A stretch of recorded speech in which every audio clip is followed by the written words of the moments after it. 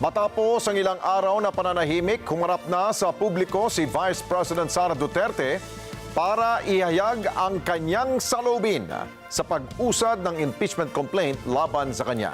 At sa harap po nito, tiniyak ni VP Sara na hindi siya magbibitiw sa kanyang pwesto at tiniyak na handa siyang indepensa ng kanyang legal team. Nanindigan din ang pangalawang pangulo na hindi niya pinagbantaan ng buhay ng first couple tulad ng nakapaloob sa Articles of Impeachment. Kunin natin ang live report ni Madeline Villar Moratillo. Mads. Yes, maaliwala sa mukha ni Vice President Sara Duterte nang humarap siya sa media kanina para magbigay ng pahayag patungkol sa isinampang impeachment laban sa kanya na ngayon ay nasa Senado na. Ilang araw matapos maiakyat sa Senado ang impeachment laban kay Vice President Sara Duterte, humarap na siya sa publiko. Sa kanyang binasang mensahe para sa sambayan ng Pilipino, nagpasalamat siya sa mga sumuporta at nagmahal sa kanya. Ukol sa planong impeachment sa mga nakaraan na buwan. Ang tanging masasabi ko na lamang sa puntong ito ay God save the Philippines. Manalig kayo dahil sa taong bayan ang tagumpay. Tiniyak rin niya na hindi siya magbibitiw sa pwesto. Wala pa tayo doon, ma'am, na masyado pang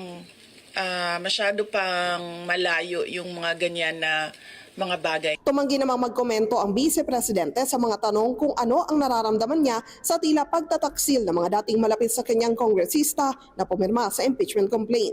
Wala akong feelings about it. Kasi,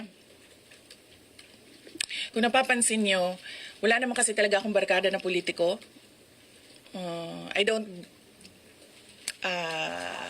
join their circles. But we are friends, yes.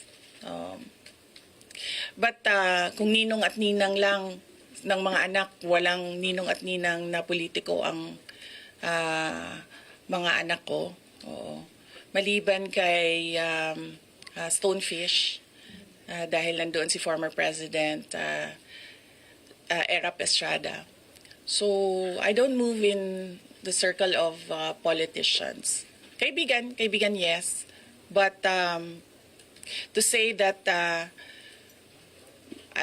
meron akong close relationship, personal relationship with them, wala naman.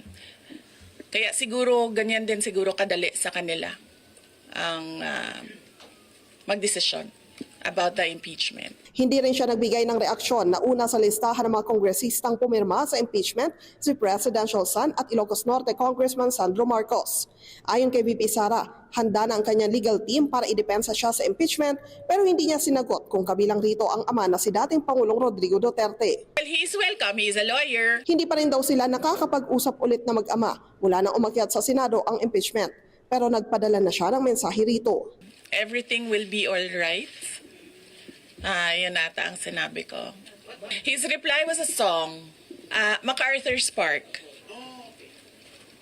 So, nagpadala siya ng video na kumakanta siya. Itinanggi rin niya ang alegasyon ng assassination plot na kasama sa Articles of Impeachment. I did not make an assassination threat to the President.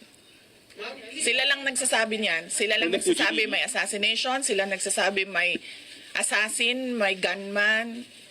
Next, Fuji TV. Not say that. May mensahe naman si VP Sara sa kanyang supporters. Sa panahon ngayon, ma'am, na sobrang mahal ng presyo ng mga bilihin, lalong-lalo na ng pagkain, sasabihin ko sa mga supporters sa taong bayan na unahin muna nila ang trabaho and negosyo nila kesa sa mag-rally sila sa mga daan.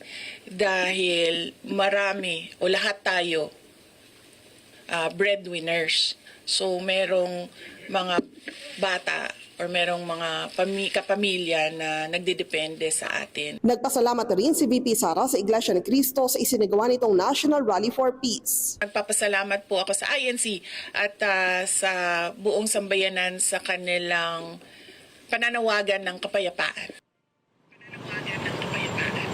Sa huli ay nagbiro pa si VP Sara na mas masakit pa ang maiwanan ng boyfriend o girlfriend kaysa ang ma-impeach ng House of Representatives. Natanong din siya patungkol sa plano sa 2028 kung sasabak ba siya sa presidential elections.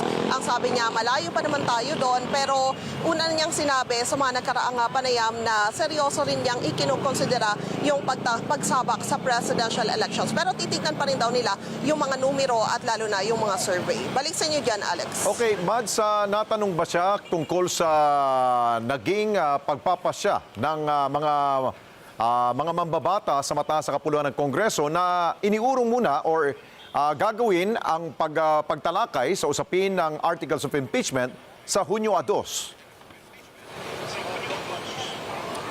Hindi niya sinagot yung patungkol sa bagay na yan, Alex. So, medyo limitado lang din yung mga sinasagot niyang tanong kanina. At kapag hindi niya sasagutin yung tanong, ay sinasabi niya na I will not answer that question. Okay, maraming salamat sa iyo, Madeline Villar Moratillo. Mata natin dyan ho sa tanggapan ng pangalawang Pangulo. Maraming salamat sa inyo pong pagsubaybay sa Mata ng Agila Primetime. Para malaman ang matatag, matapang at matapat na mga balita, i-follow lamang at mag-subscribe sa @Net25 TV.